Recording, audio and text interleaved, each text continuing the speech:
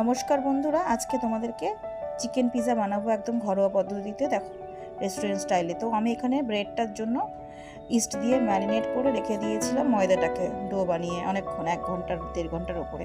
তো সাথে দেখো আমি এখানে সব রকম সবজিগুলো নিয়ে যাওয়ার পরে এখানে আমি বেলে নিলাম হাতের সাহায্যে ময়দাটার ডোটাকে। এবার তার উপরে সমস্ত ভেজিটেবলগুলো এক এক করে দিয়ে দিলাম। কিউব চিজটা দিয়ে দিলাম। তো আর এখানে দিচ্ছি মজারেলা চিজ, 2 রকমের চিজ। তারপরে আমি 180 ডিগ্রি সেন্টিগ্রেডে এখানে দেখো মাইক্রোওভেনের ওপরে দিয়ে দিলাম 10 মিনিট ব্রেক করতে। তারপরে গরম গরম পিৎজার উপরে আমি এখানে দিয়ে দিলাম এই যে পিৎজা মশলা। ঠিক এরকমভাবে নেক্সট আরেকটা পিৎজা বানিয়ে নিলাম, 180 ডিগ্রি সেন্টিগ্রেডে 10 মিনিট ব্রেক করে নিলাম। রেডি হয়ে গেল আমাদের পিৎজা গরম গরম।